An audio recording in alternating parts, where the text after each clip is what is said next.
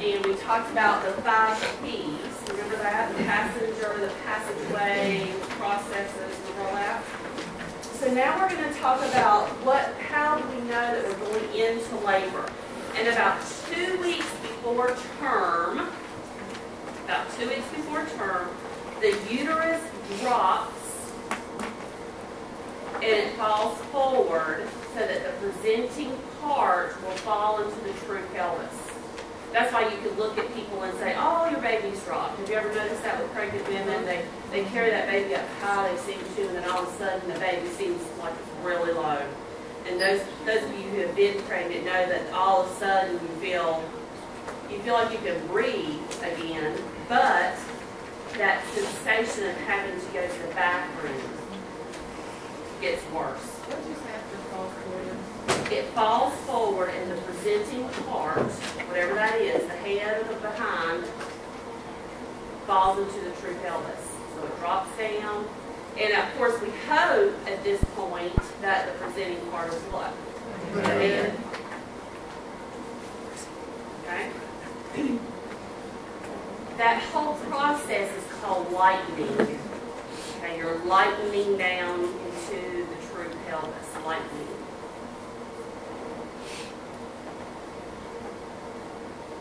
Okay? So now, again, they can breathe easier, but the bladder pressure is back. Some of these women can complain of low backache. Now, there's a difference between the backache of onset of labor and back labor. A lot of women go into what they call back labor, and what that is that the baby is facing the wrong way, and so they have back labor, and that's very painful. And so what they have to end up doing is getting that baby to turn so that they don't have those back pains anymore. Okay? All right, remember that mucus plug that we talked about? Yes, no, maybe? Yes. That mucus plug is going to come out, and it's called bloody show. The term for that is show, bloody show. It's blood tinged, it's not bright red blood. Some people say there's a little brown in it, and that's just old blood that's collected. The cervix is softened and ripened. There is a weight loss. There's a little bit of a weight loss, about a 2-pound weight loss. With all of these things come a burst of energy. What do a lot of people call that? Adrenaline. Nesting. You're getting your nest ready for your chick.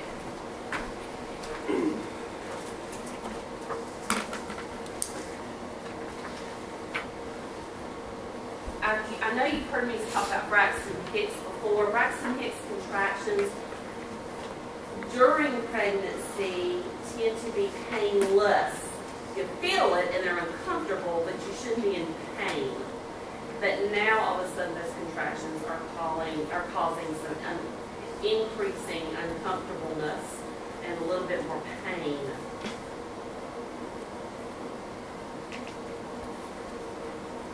And then a rupture of membranes.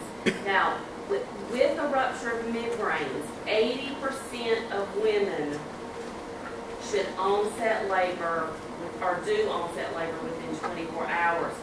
What are you at risk for if your membranes rupture but you don't go into labor? You just kind of sit around with infection. So you teach them to check their temperature often, to check the fetal kick movement, to make sure that the baby's still moving around.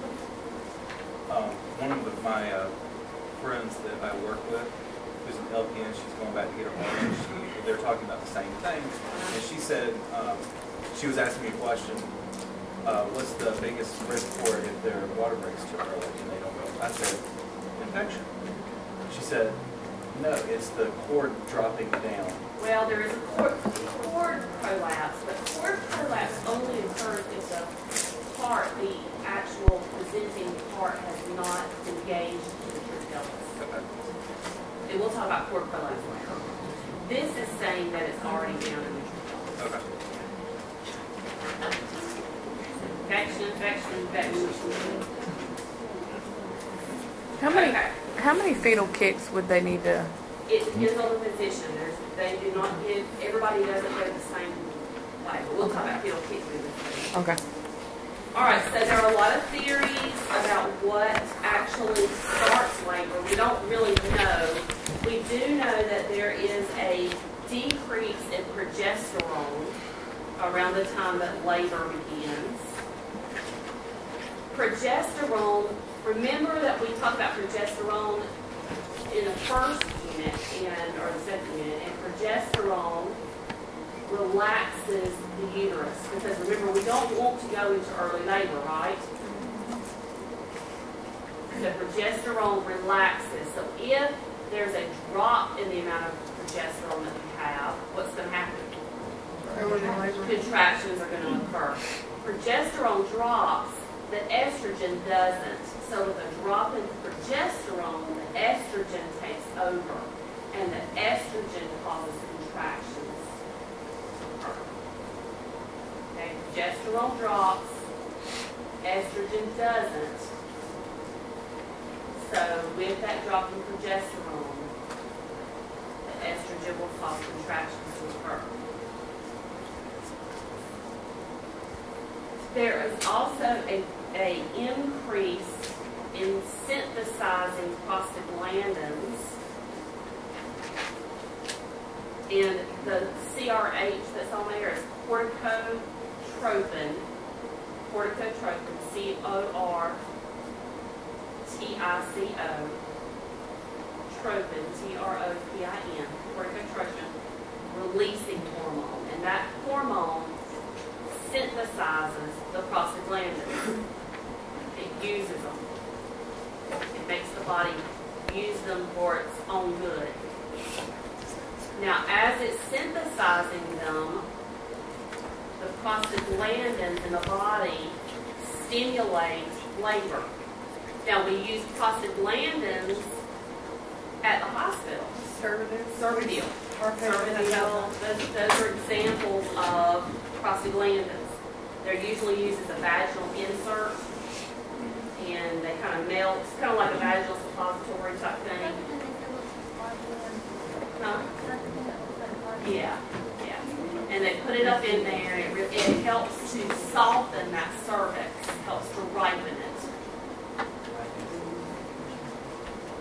Okay, so the corticotropin releasing hormone synthesizes the prostaglandins.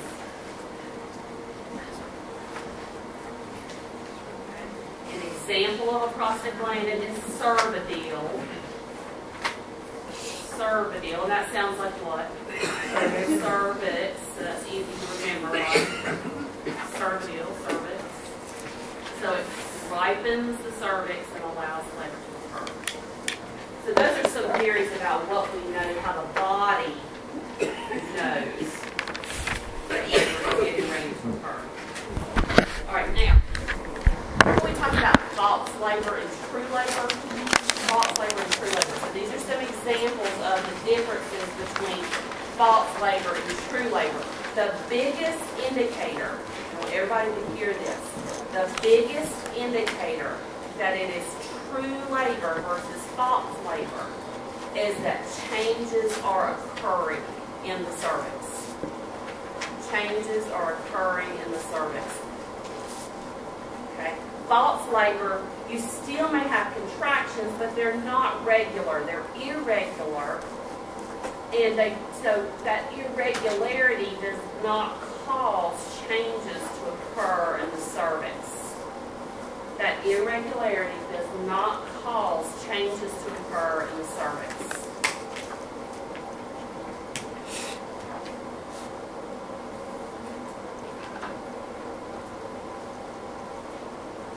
Okay, so the biggest indicator that it is true labor versus false labor is that true labor causes changes to occur in the cervix.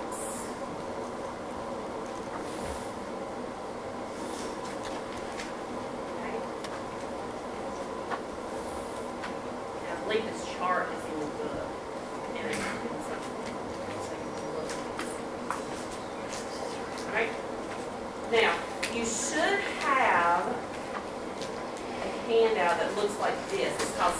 of labor chart. Okay, make a chart. I might have not put it up there because it's just simple.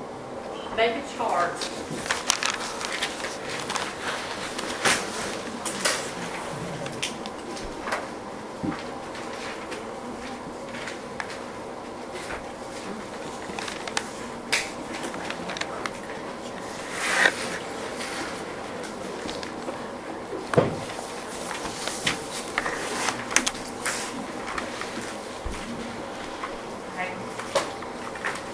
We're going to talk about the 3 stages of labor. So if you want to put like 3 rows maybe. And then the columns up at the top, put 1 column is the stages. 1 column says duration. And 1 column says evidence.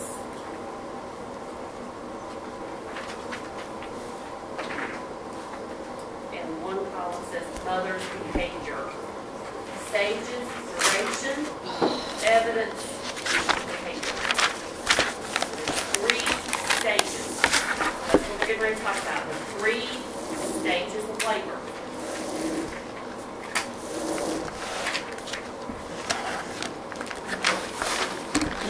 Now this is going to say 4 stages, but the reason that it says 4 stages is because the 4th stage is after the delivery of the baby.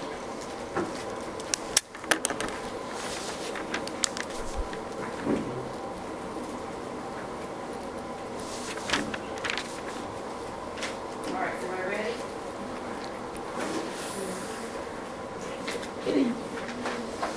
Okay. So, in the 1st stage of labor, there are 3 phases. Okay, in the 1st stage of labor, there are 3 phases. The 1st phase is called the latent phase, L-A-T-E-N-T, the latent phase. The 1st stage of labor is called the latent phase, L-A-T-E-N-T.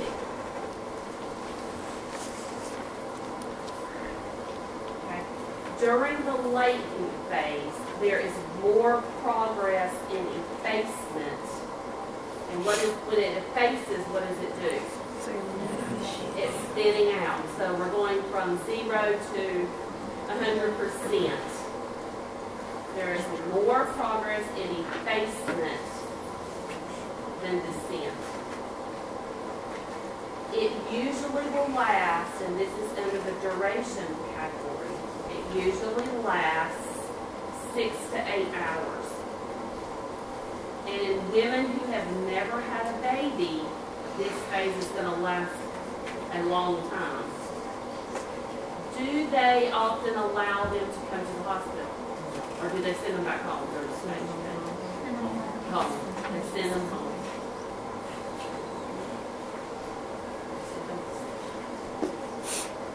Okay? Usually the progress is anywhere from 0 to 3 centimeters of dilation. It's not much. It's not much. Okay, 1st stage.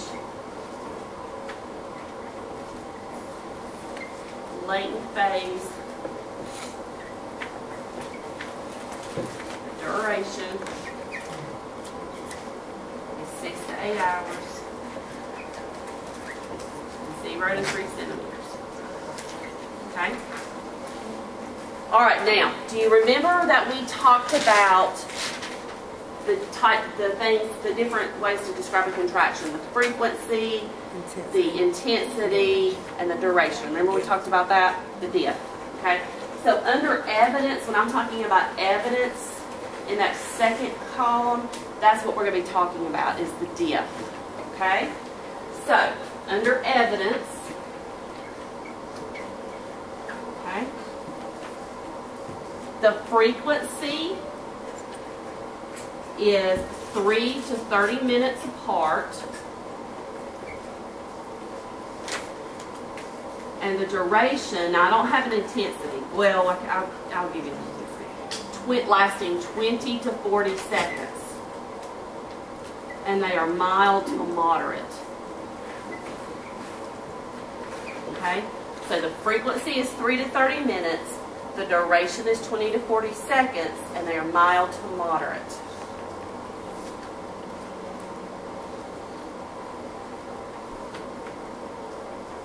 Okay?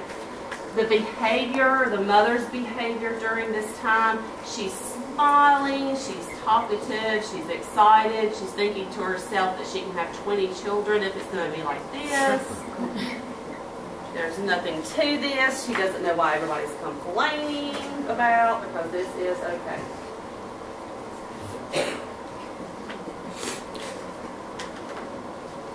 Alright? If for some reason they're at the hospital, if for some reason they said, oh, you just stay, you know, instead of sending them home, they don't really check on them that often at this phase. You know, they'll come in and do vital signs, but they're not going to go in and do cervical checks very often because it's going to take a while for this to occur. So you're not going in there and introducing bacteria and all that into their body frequently. So maybe every hour they're going in there and just say, how are you doing? Let me just make sure your pains are under control, that kind of stuff. All right, the second phase of the first stage is the active phase. Okay? This is still under the first stage. First stage, 3 phases. Active phase. The duration is 3 to 6 hours. 3 to 6 hours, and they may dilate 4 to 8 centimeters. 3 to 6 hours, 4 to 8 centimeters.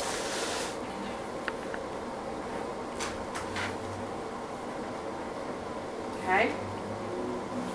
The frequency is 2 to 3 minutes apart. The duration, they last 40 to 60 seconds. And the intensity is moderate to strong.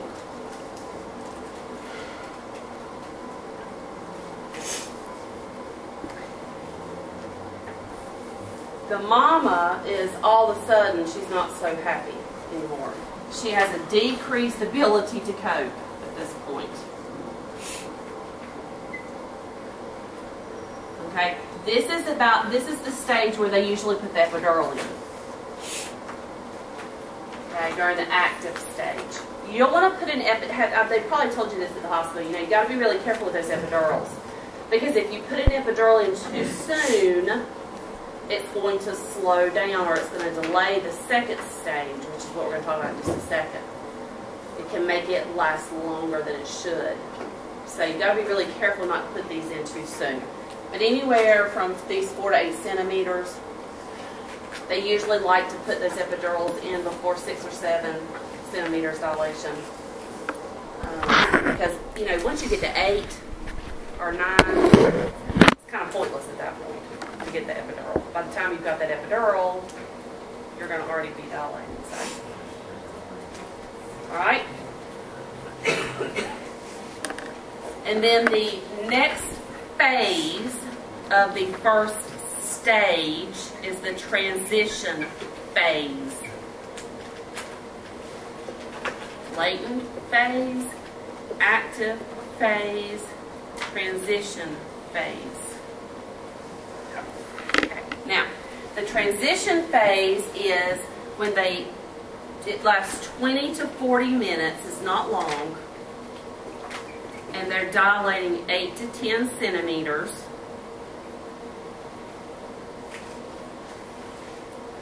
Okay.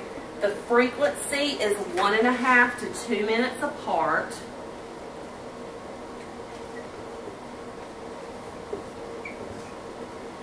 The duration,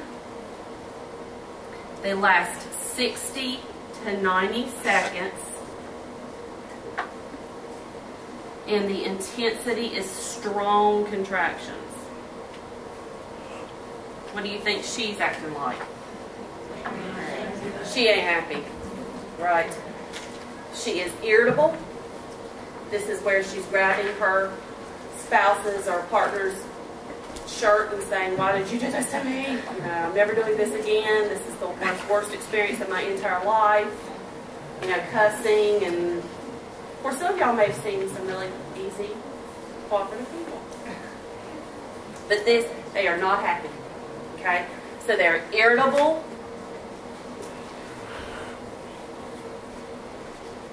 They're restless. You're also going to see, I always laugh at this stage because before this stage, everybody's trying to do the Lamaze, and you know, the husband's rubbing her head and everything, stroking her back and all this stuff, and everything's going great. And in this phase, you know, you don't want anybody to touch you. Do not touch me. Do not tell me to breathe. One more time. You know, all that, you know, you're just not happy. Anybody ever go through that? Yeah. My wife's been pregnant for like 2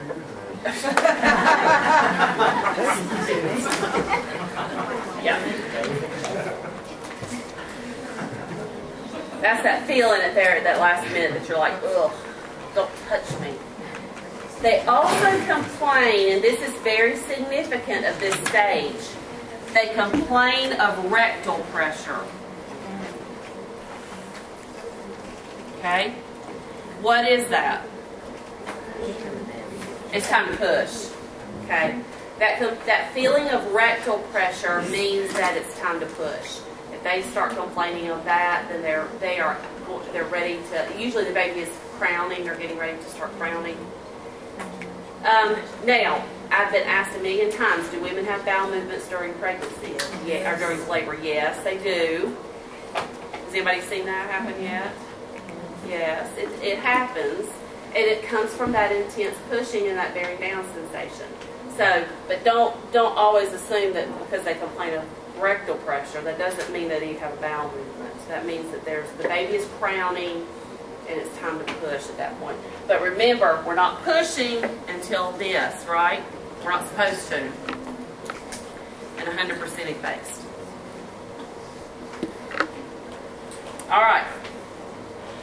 The second stage. Okay, now there were 3 phases in the first stage. The second stage does not have phases. It's just the second stage. Okay, so it makes it a little bit easier. The second stage begins when the cervix can no longer be felt. Begins when the cervix can no longer be felt. So that would be 10 centimeters and 100% effaced. Okay?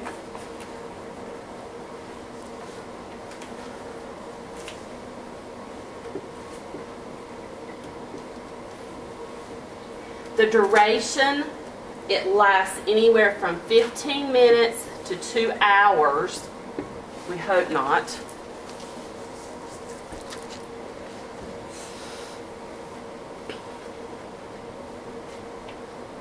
Okay. The evidence is that there are strong expulsive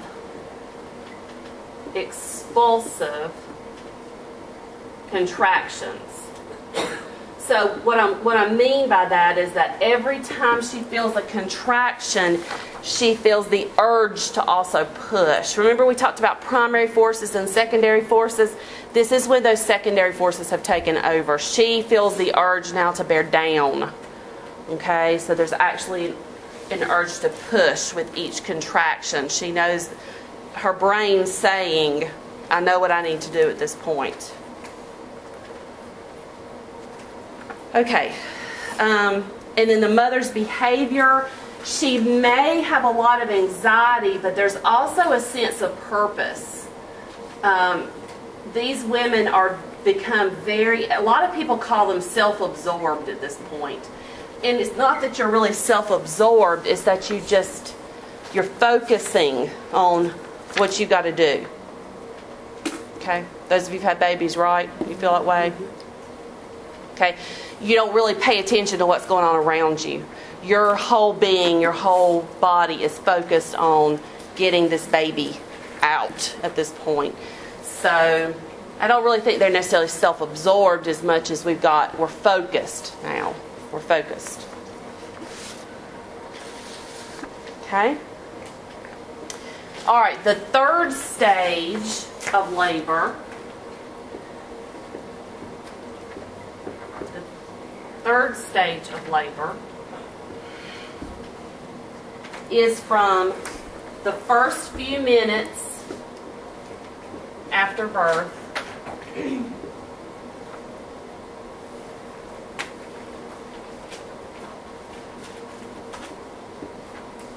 up to the first hour, so first few minutes to an hour after birth.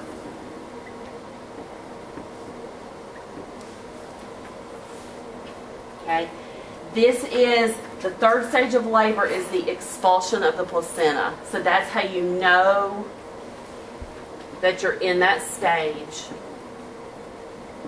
Expulsion of the placenta.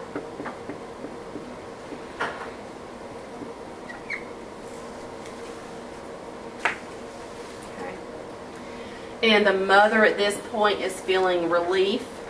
It's over.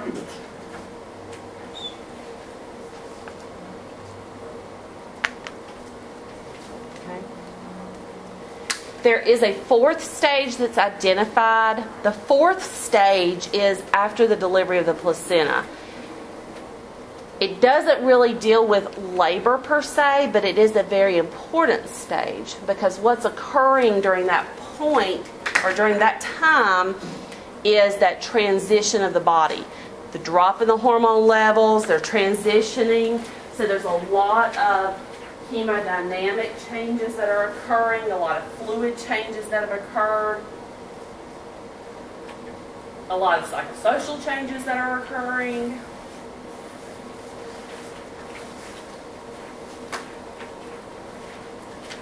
It's my water break.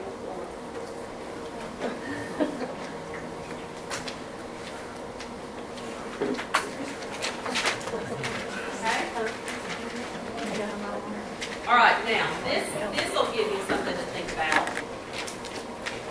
Normal labor, and remember when I did assessment, and I said, you know, I always hesitate to use the word normal because what is normal?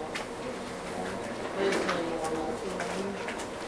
But they classify someone as having a normal labor experience if labor was completed within 24 hours,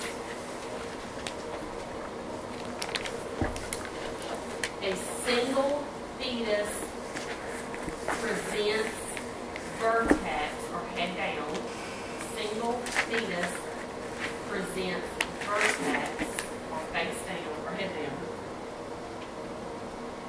No complications exist.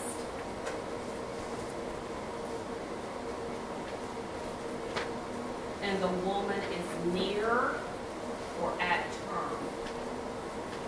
And how many times do you think all that happens? Not as often as you think. There's usually something that's going on to affect that person.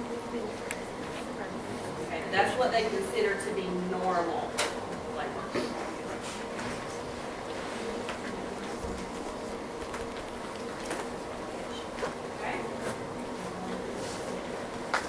All right, what kind of comfort things have you seen at the hospital? Anybody seen anything unusual? Besides just giving pain medicine? Because I always say pain medicine. Pain medicine? Heat pack, warm blankets, okay. We saw a doula applying pressure at pressure points. Did you? You saw a doula applying pressure at pressure points. That's interesting. Anybody else see anything? There's a lot of things that people use for comfort. Remember me talking about the lady that I worked with that tried to teach herself to be hypnotized? Didn't really work. But I did put that on the list because, you know, that was there. You know, what is effleurage? Have you ever heard of that? I did effleurage. you do effleurage. Right, massaging is a kind of a light massage of the abdomen. You're supposed to do effleurage more in the rhythm of the contractions. Helps to relieve some of the pressure. Okay, so do anybody like a demonstration, Robin, can do that? I'll show it on Amanda. You'll show it on Amanda, she'll demonstrate effleurage. I like the word effleurage. Thanks. Water therapy. Anybody seen anybody get in the water or shower during You did it, yeah. Yeah. Have the shower beating down on you. It does help. Yeah. Anybody else do that? Anybody else seen it? Yeah. A lot of times they'll use the sprayer nozzles, that can come down to relieve some of that pressure and that feeling. Acupressure, acupuncture is one of the most interesting things I've ever seen. Therapeutic touch. Has anybody ever seen therapeutic touch done? No. Therapeutic touch. That's when you're supposed to put your hands around them and feel their aura and all this stuff. Yes, they do a lot of it in hospice. There is some therapeutic touch done at the hospital. You'll see some of that. There's the hypnosis. Biofeedback. Aromatherapy. So there's a lot of things out there that you can use as opposed to just the regular old pain medicine. This is a picture of the shower. There's a woman in a whirlpool tub. What is something that you would really want to be concerned about in the tubes? It's real cold. That's not a cold. Infection if the water is broken, right. Now again, just like I was just saying to Jennifer, this is not at home. This is at a facility, and there are a lot of delivery facilities around that use water therapy or whirlpools, jacuzzi tubs. It's a very strict regulation of temperature. There's a strict cleaning technique.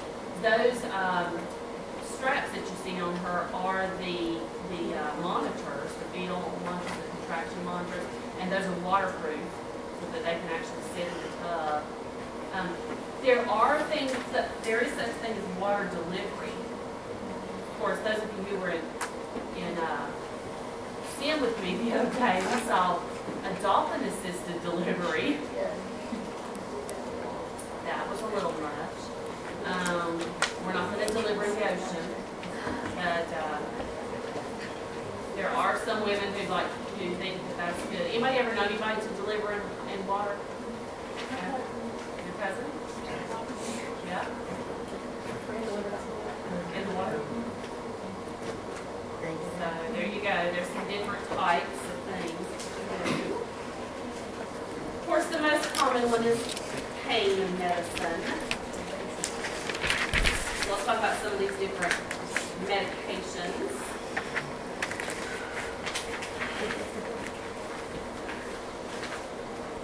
Narcotics. Some of the most common ones that you see used are Fetal and Nuvain. See any of those given? Yeah. Fetal and Nuvain.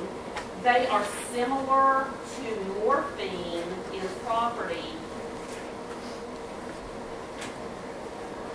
So the biggest problem that that can occur with narcotics is fetal respiratory depression. Fetal respiratory depression. What happens if you get too much? What's the drug that you can get? What's the antidote? Narcan. Narcan. Okay.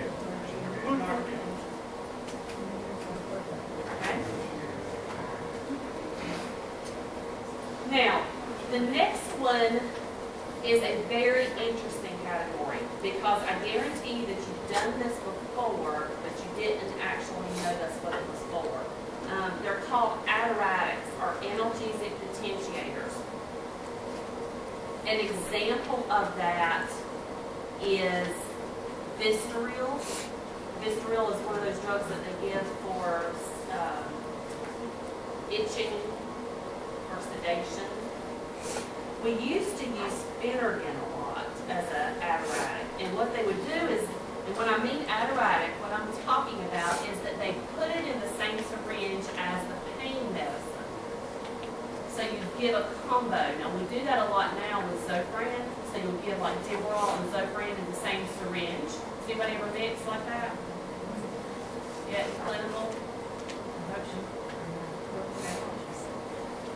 What they do, and the word potentiators is the key there, they potentiate the narcotic so they make it last longer. So that's why we always gave Phenergan with our pain medicines like Demerol and morphine, because it made it work or last longer. Now we don't give Phenergan IV anymore, but there are other drugs like Zofran, Visceral.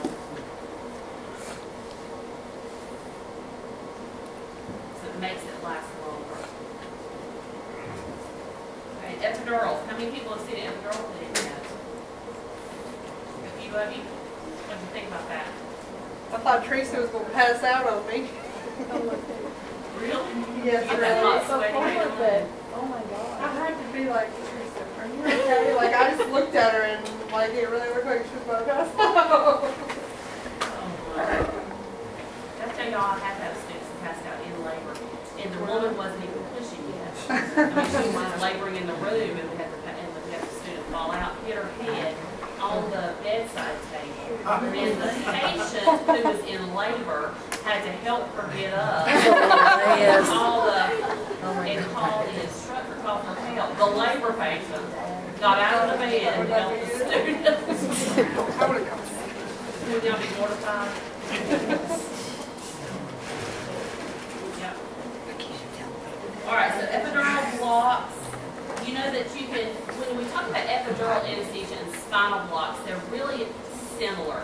The difference is how far they go up and how much medicine that they use. They can give epidurals continuously with a pump. That's probably what most of you have seen, is a continuous epidural with a pump. They inject an anesthetic. They usually go somewhere between T10 and S5 in the epidural space, and they inject a medication, fentanyl, Demerol, morphine, one of those drugs. If they're going to have a C-section, they go anywhere from T8 to S1. T8 to S1. The good thing about most of the epidurals now is that they can still push.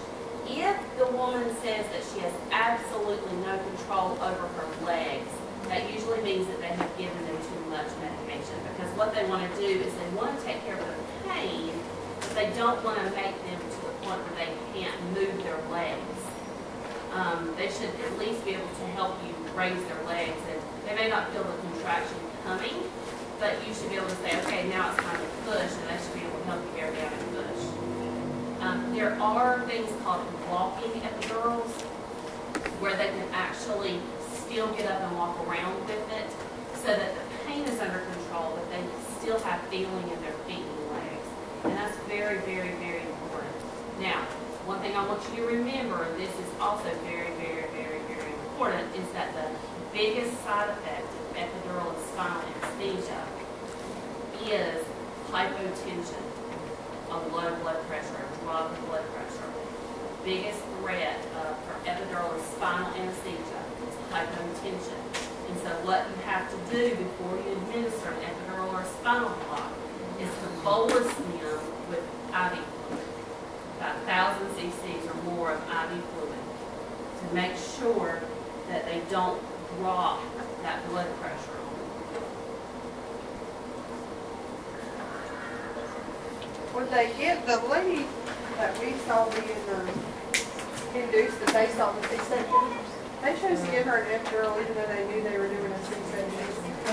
That works just as effective? It does, they just have to put it in a different area, like you said. And then give them more so that they would not have that. You have to increase the amount of drug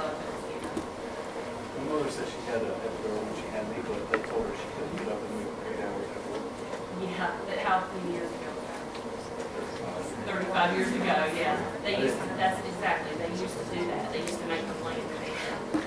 But they found out that was more dangerous to the mother because if they weren't getting up and moving around, what were they at risk for?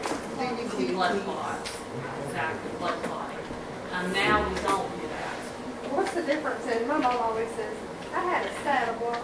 A saddle block. A pudendal block. That's what we were talking about. A saddle block. I know you think they're sitting on a horse. So anyway, you've got to be really, you've got to get these people up and moving around, especially if they've got their legs in stirrups for a long time. You know, and remember, we talked about positioning. If they put those legs up and you're pushing against gravity for hours on end, you do run the risk of throwing a blood clot. So, yeah, it's so wrong. Okay, spinal anesthesia. For a C-section with a spinal, the difference between spinal and epidural is that there's nothing left in the back. You know, epidural anesthesia, they put the epidural in and they tape it to the back and over the shoulder and all that stuff. With the spinal, they inject the medication into the back, but there's nothing left. So they numb them completely. From a C-section, they numb you from your nipples to your feet. For a C-section, they numb you from your nipples to your feet. They give you enough medication that's going to go all the way. For a vaginal, you can use a spinal block. For a vaginal delivery, they will numb you from your hips to your feet. But with a spinal block, as opposed to epidural, you have trouble helping to push.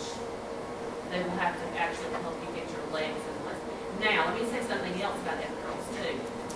If they give too much epidural medication, the woman, you'll hear them say, "Oh, my epidural went up too high." Have you ever heard anybody say that? My epidural went up too high.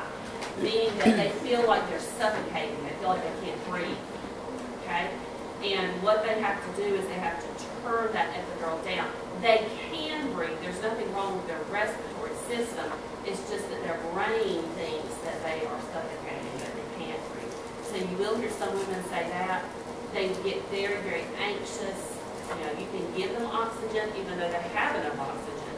And that tends to help them feel like they're getting more. But you immediately have to turn that epidural down because it's just risen up way too high. Now, another risk factor, not only of hypotension with these epidurals and spinal blocks, is that women have a big delay in return of bladder sensation. So they may not feel like they need to go to the bathroom. But we have to get these women up at least every 2 hours to go to the bathroom, because if they don't, and they hold that urine, who was telling me the other day they felt the fundus and it was shifted because it was a full bladder? Kayla said she felt the fundus that had shifted the other day postpartum. You know, because the woman had an empty bladder. It was to the right, shifted to the right. So it will shift the fundus and it will cause it to be boggy because they have not, the fundus, the uterus can't contract because of this full bladder. So they will have a problem with that. So you just got to make sure that until that returns, that they get up frequently and go to the bathroom. All right, what they used to call a saddle block, which is what Hicks was telling her about, is also called a pudendal block, and that's what that picture is up there, a pudendal block. They will use this during birth, especially if they know that they are going to have an episiotomy, and an episiotomy is cuts in the tissues. We're going to look at those later. Does anybody see the episiotomy? They've had to take a little knife and make a large opening. I always laugh at these, some of these doctors say, "Oh, this won't hurt. They're in too much pain already." If you've ever had an episiotomy. Yeah. So anyway, a pudendal block relieves the pain in the lower vulva, vagina, and the perineum. And you see where they inject the medication? That top picture is where they're injecting it. And then that circle down below is where they relieve the pain. It's called saddle blocks. They used to call saddle block. It's where you sit on your saddle or horse.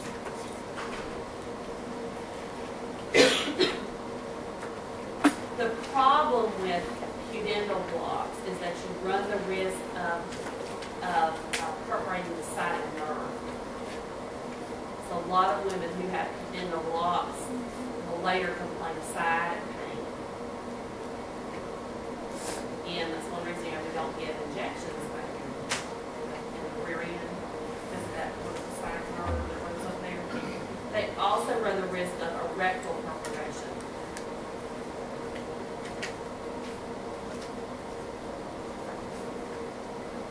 So you have to be really careful with congenital blocks. General anesthesia is very rarely used. Now, didn't somebody say the other day they saw somebody have to go to general, or somebody knows somebody had to go to general anesthesia? You did with the twins, and it was because of low platelets.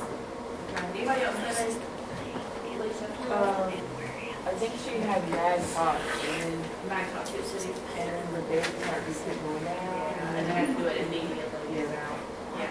It's rarely used. They don't like to use general anesthesia. Now, if you talk to your grandmothers, well, y'all are a lot younger than me. Your great-grandmothers, that's what they used to do, is they would knock you out, and then you wake up and they'd say, here's your baby. And you didn't really know if that was your baby or not, but they gave them as much at home.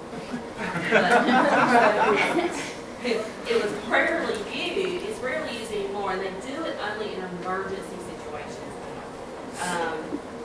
Because it causes fetal depression, severe fetal depression. The one time that I've seen it was with a patient that has scoliosis so bad that they could not get an epidural or spinal, and she was in horrible, horrible pain, and they needed to get that baby out quickly, so they used general anesthesia for that. Again, it's only used in emergency situations. Right, this is a picture of an epidural. You know, there's two ways that you can be for an epidural placement. You can either lean over the bed, or you can do a sideline, but you have to be in a knee chest position because the spine has to poke out. You don't have to help somebody get in that position for your epidurals. They usually have them lay over or lean over the bedside table.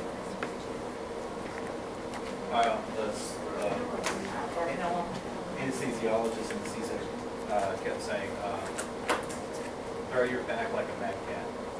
Throw your back like a mad cat. Well, that's it. Yeah. So those are two different positions that you can be in. Other things that you can do to promote comfort. See, she hasn't gotten to the point to tell us they're not massage shoulders.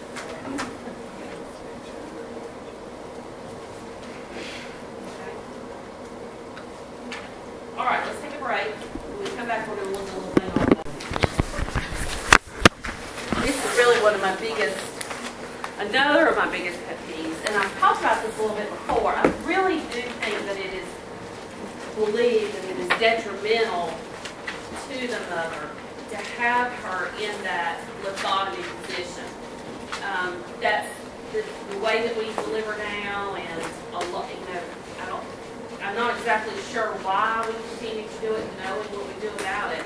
But when you see these mothers deliver, they've got their legs and their feet up in the stirrups, and they're pushing against gravity. Truly, if you want a woman to deliver easier, so that there's not as much tearing and as much pain, upright is the way that they need to go. So squatting, using the birthing ball like they had on there. There is a birthing stool. I've got a picture of that in just a minute, a birthing stool. They used to have straps on the walls where they could actually hold onto the straps and squat to get it out. But think about it. I mean, doesn't it make more sense if you're having trouble getting that baby to descend the birth canal to be upright instead of having to push against the ceiling? You know, so there are definitely some things that need to change about that. And I think we're slowly moving into that direction. Has anybody seen any alternative? You saw squatting? Okay, good. Anybody else see anything?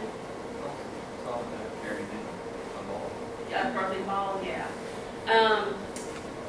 There are other ways. Backache, remember I talked about back labor, women who complain of a lot of back labor, have a lot of back pain. All fours, if you get them up on all fours on the bed, that will help to rotate the baby around and help relieve that backache. They're not necessarily going to deliver in that way, but they're going to, it does help to get that baby to term. Semi-recumbent is what they were showing on the video. Semi-recumbent needs something behind them to support. Sometimes you will see the husband or the partner sitting behind them, and they're kind of like pressing up against. Have you ever seen those pillows that I don't even think I make them anymore, because they're about like back supports and they have the little armrests on them. That's the theory of it, just so that you have something to bear against. Now, they will deliver sideline if the mother has cardiac problems. They will make them lay lateral left side, and that's just to relieve the pressure on the heart. So if you have a mother who has a lot of cardiac problems, they will deliver them sideline. But I know that little first video that we watched, the Into the Womb, remember the video that we watched? Or In the Womb? She delivered standing up. Do y'all remember that? They had to pass the baby underneath her legs to get it up. So we're seeing that more and more, and it really, honestly, is the way that it's the best way. We see fewer tears, fewer needs for episiotomies. Something to think about. So I'm hoping that you all are going to see some of these things.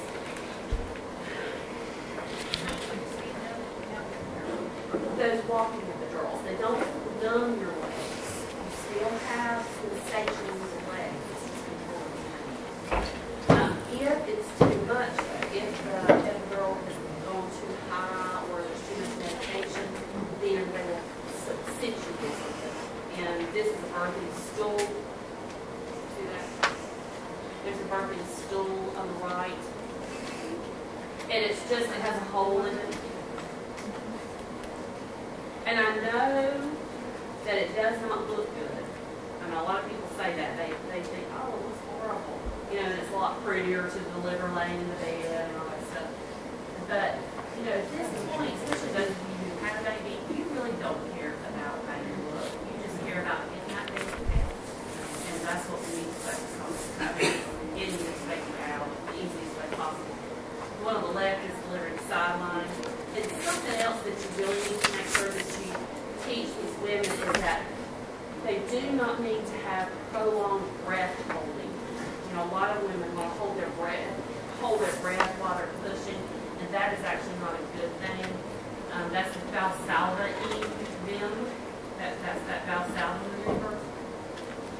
And that can decrease the amount of oxygen that's going to that baby. So you've got to be really, really careful of that prolonged breath holding. That's why all these other methods teach them, you know, to pant through their contractions and all that stuff. So. All right, let's talk about how the baby will start. Just another position. This bottom one out here, she's sitting on a ball.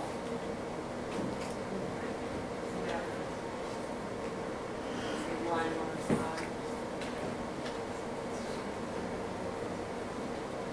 All right.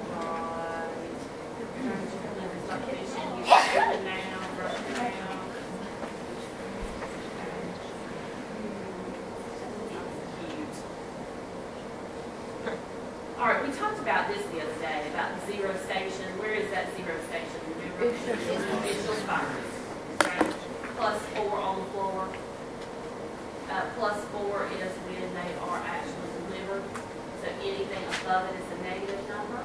Anything below it is a positive number. All right, let's talk about how the baby comes out. And if you've been in the STEM with me, you know that we talked about this once already. The baby has to maneuver himself out of the womb in order to get the longest part of him past the narrowest part of the pelvis. Okay? And luckily, the body knows what to do. That's the good thing. The body really does know what to do. So we know, you know what the term engagement means, right? We talked about that. When the presenting part, preferably the head, has passed through pelvic inlet. Okay, so that's the first movement he has to make, is the presenting part, preferably the head, has to become engaged.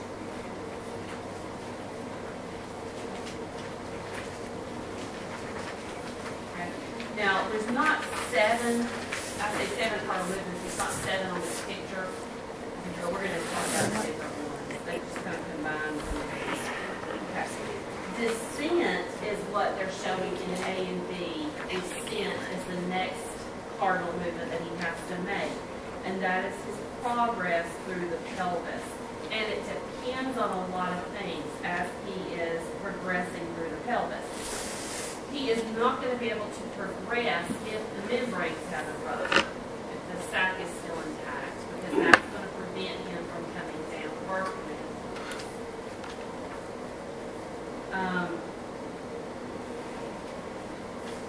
Another thing that might prevent him from descending is the shape of the pelvis. Remember we talked about we have to have the perfect shape or the right shape for the baby to come down. Hopefully before this point, they're going to have realized this. But some of you have already seen that a lot of people wait till the last minute to come in. Somebody was saying they had somebody come in at 39 weeks in the health department the other day. Who was telling me that? Yeah, Kayla said she saw 39. A lady never had prenatal care. Showed up in the health department 39 weeks. You have to go to the hospital like that. So you see that there's a lot of problems there. So we hope that before this time we're going to know. Now, as he's descending through, he has to tuck that chin in, and that's called flexion. The chin has to be brought closer to the chest in order for him to get his head through the pelvic canal. So he has to go through flexion, where his chin is brought closer to the chest. C, and it's kind of hard to tell the way they've got it drawn, all those little heads there, but C is the little third head down. After he flexes this little chin, he has to internally rotate. So the next movement he makes is internal rotation. So he's kind of turning his head and neck and shoulders sideways.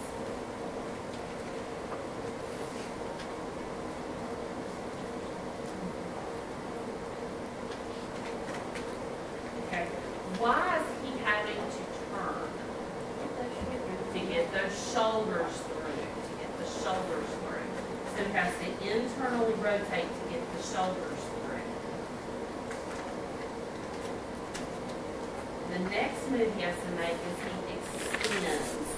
And you see that in D. You see how his little head, he's looking kind of face down? He has to extend. And so the head comes out first. Well, we have to say the top of the head comes out first.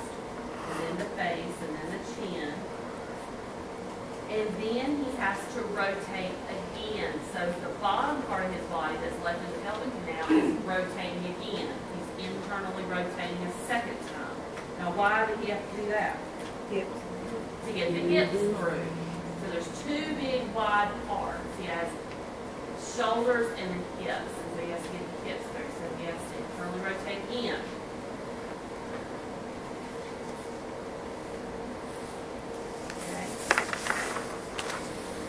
Then, as he's coming out, the last is he's externally rotating. That's your E.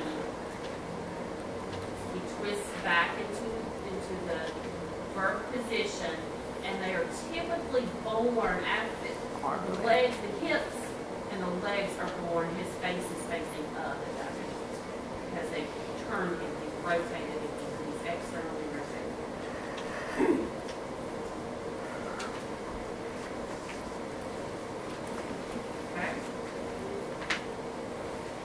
That's an amazing thing that the body can actually do that. Now, what the problems that we get into is when like I said, the pelvis is either too small or it's not in the right shape, or he, the passenger, is too big and he can't fit through the birth canal.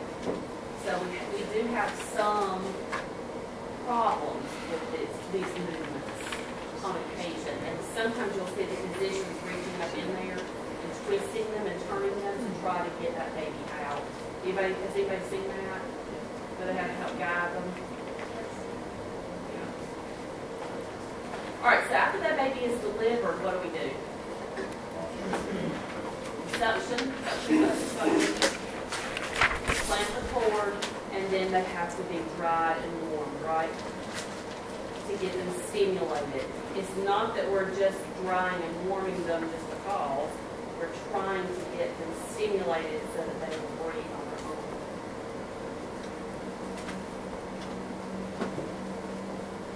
Okay.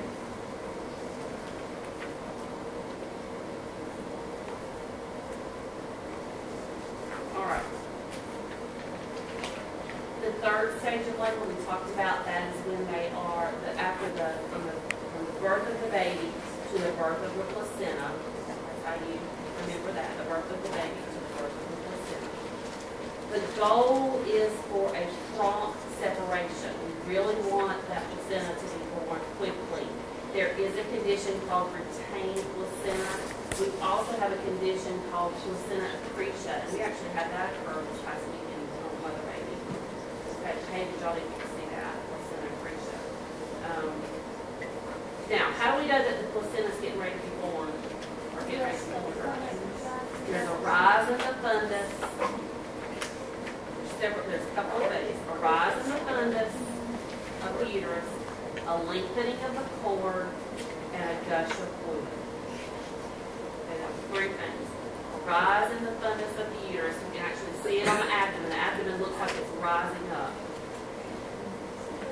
A gush of fluid, blood particularly, and the lengthening of the cord. So those are the three things that we really have to look for. And then after that, we need to make sure that that fundus is, or that uterus is contracting, right? Very, very important, because what is it preventing in the mother? Hemorrhage. It's preventing hemorrhage. They may actually give them medication to help with that. They may give them oxytocin to help with that contraction. But they're also going to make sure that they do vigorous fundal massage. I know y'all seen that. Hopefully. Y'all seen that in your deliveries after the baby's delivered? They vigorously massage the fundus to get it to start contracting. What's something else you can do to start it contracting besides giving medicine and fundal massage? You know, breastfeeding. Put the baby to the breast. And if they're going to breastfeed, they put them directly on the breast right after delivery, goo and all. Because the minute they start breastfeeding, and they will attach, and they will be more successful with breastfeeding if you start them out immediately. Plus, they're hungry. I mean, they've been through a lot. They've stressed themselves out. Now, remember about the placenta that some people, some cultures want to take it home. So you don't automatically assume that it's going to go to natural waste. They may take it home. In some cultures, they burn it, they bury it, they eat it, they make capsules out of it, all kinds of things. You don't automatically assume that they're going to want it to go to natural waste. Or, and hopefully some of you will be brave like Jennifer Shirley, who asked in a C-section, she told me if she could play with the placenta. They said, sure. And so she went over to the side for 30 minutes and tore that placenta apart. Didn't you?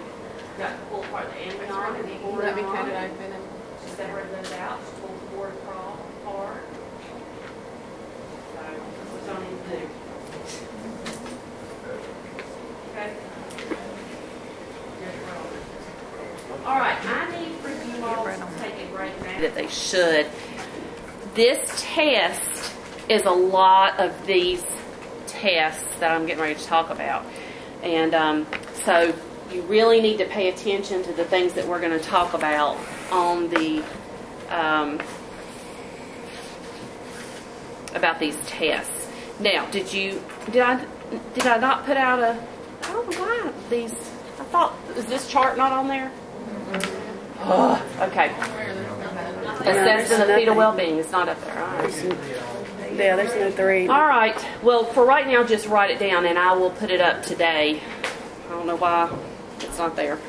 All right. So the first type of test that we're going to talk about is daily fetal movement counts, and we mentioned daily fetal movement counts already because even though you can do it at any time. One of the most important times to be able to do that is after the water has broke, and you want to make sure that that baby is okay.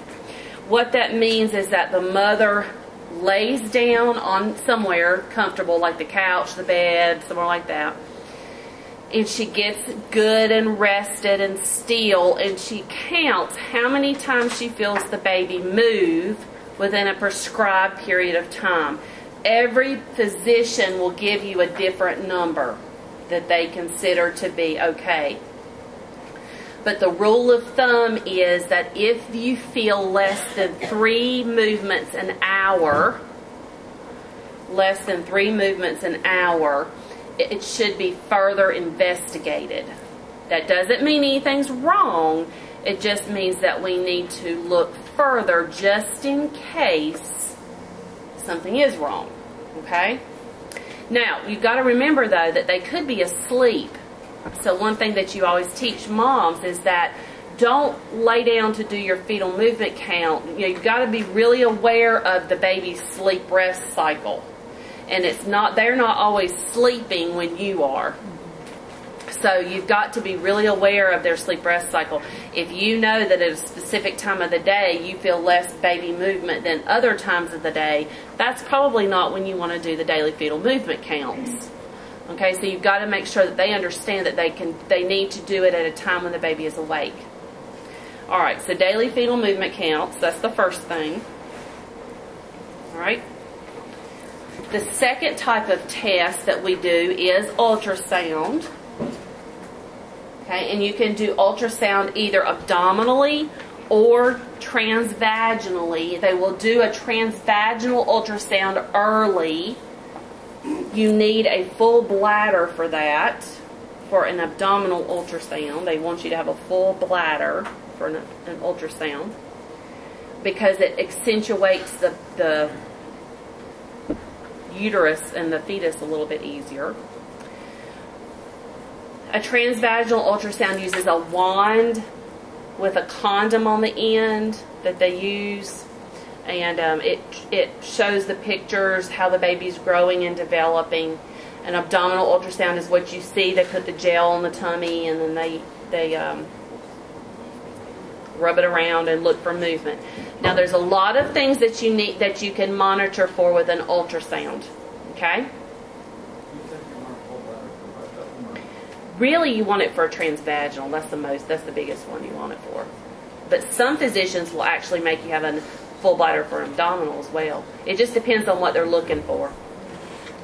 All right, now these are the things that they can tell with a ultrasound. So this goes under ultrasound on your sheet. Okay, these are not separate tests. Is everybody with me?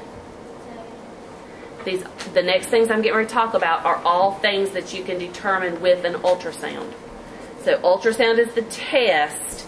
This is what we can use the ultrasound for. Okay, is everybody with me? All right. The first thing that we can tell with an ultrasound is fetal heart activity. Fetal heart activity. And you would use ultrasound to confirm fetal heart activity between 6 and 7 weeks. Between 6 and 7 weeks. Because of course we want to make sure what? That the heart is developing before we actually determine the condition of the heart. So between 6 and 7 weeks is the earliest that they can use ultrasound to determine heart condition. Okay? Gestational age is something that they can use ultrasound for, to determine gestational age.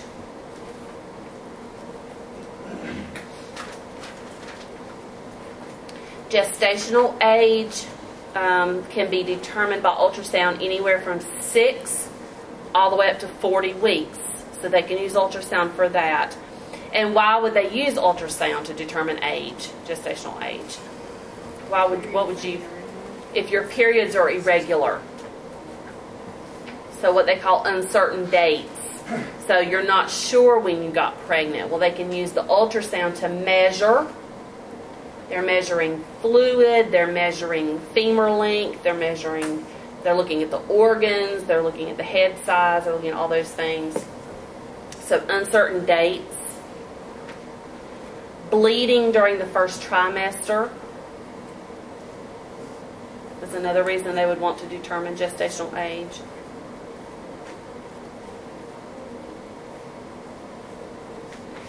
Or if the baby or the mother appears to be larger than what she says her dates are.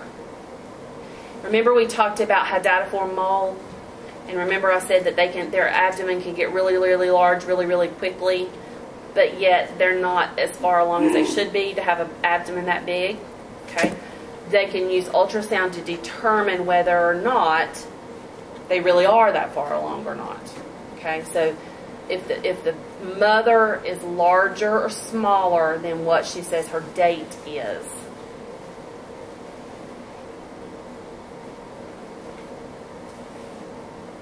Okay. They can also use ultrasound for fetal growth to determine fetal growth.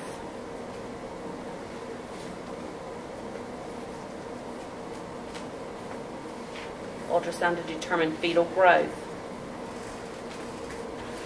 Anywhere between 20 and 30 weeks is when they would use it for that purpose. Between 20 and 30 weeks, they would use ultrasound to determine fetal growth. The reason that they might do that is because the mother's not gaining weight like she should. So poor maternal weight gain. Or if she has other high-risk factors or high-risk activities, like she's a drug user, or she's a diabetic, or she has hypertension. All those things that may affect the growth and development of the baby. And we can think of a ton of other things that would affect the growth and development of the baby. But they would use ultrasound between 20 and 30 weeks for that purpose. Okay? Another thing that they can use ultrasound for is to detect anomalies. Anomalies.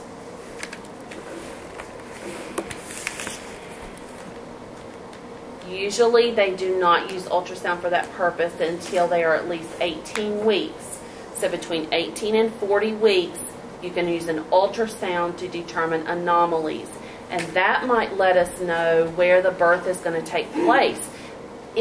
For example, if you've got a baby that has a gastreusis, where their abdomen, their intestines are on the outside of their body, or an omphalocele, something like that, where the organs are outside the body, that means that they are going to probably do a C-section. So they're going to detect anomalies, but you can't detect anomalies by ultrasound until they're at least 18 weeks.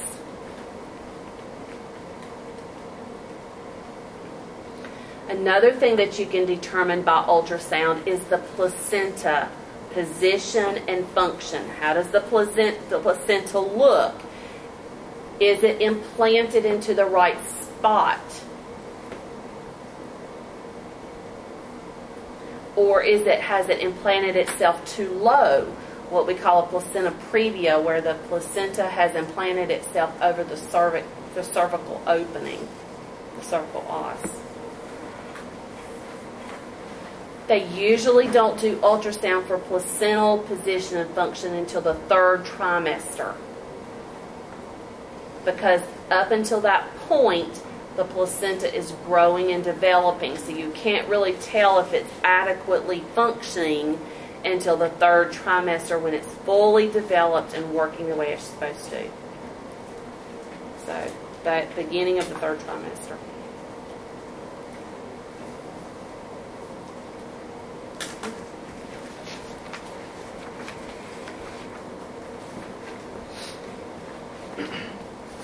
Okay, I've got some more things that they can use ultrasound for. Amniotic fluid volume. Amniotic fluid volume. They can actually use the ultrasound to measure the amount of fluid that is in the amniotic sac. Remember we talked about oligohydramnios and hydramnios. Remember we talked about those, and that they can be indicative of some congenital anomalies. Remember that? So they can determine the amount of fluid that's present in the sac. And they can do that at any time during the pregnancy.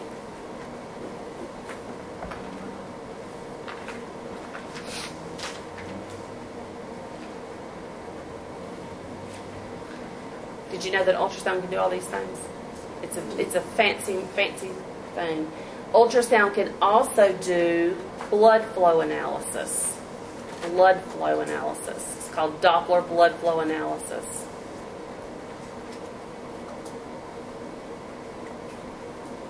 Now, it can only be done, and this is very specific, up to this point, not all those things are specific. There's a pretty wide range. But to just study blood flow by ultrasound, you can only do that between 16 and 18 weeks. Between 16 and 18 weeks. So you have a very, very tight window when you can do that. They're going to use ultrasound to measure. That's not something that everybody has done. They only do that in women who have high-risk pregnancies, such as with hypertension and diabetes. Women who have high-risk activities, such as drug use or STDs, that might affect the blood flow to the baby. So between 16 and 18 weeks, that's very, very specific. They could do it for RH. Right. Now, persistent high ratios in a blood flow analysis. Persistent high ratios. And what they do, what it comes out to be, you really kind of have to see this on an ultrasound, but what it looks like is a blood pressure. It gives you a top number, like a systolic number, and a diastolic number, like a bottom number, like a diastolic number. Persistent high ratios are associated with growth restriction. Persistent high ratios of blood flow analysis are associated with growth restriction. So that's why they're looking at it. They're looking to see. And you can imagine if there's not enough blood flow, right, getting to that baby, of course they're going to have some growth restriction. And a lot of those conditions that we talked about, like diabetes and hypertension and all those things, will contribute to that baby not growing and developing the way it should. Remember, it's 16 to 18 weeks. Okay. All right. A biophysical profile. They can do a biophysical profile with an ultrasound.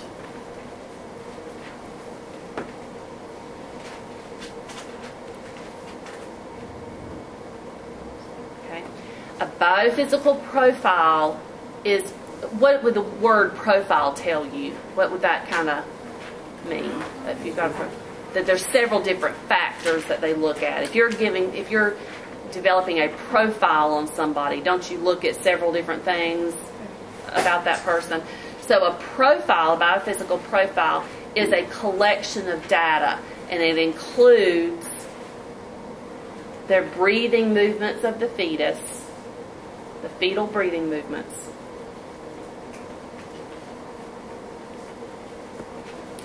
the body movements of the fetus,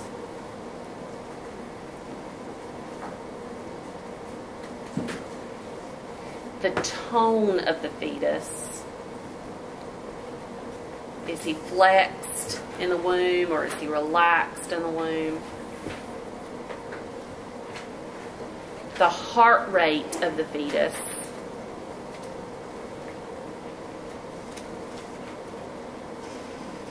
And the amount of fluid, amniotic fluid.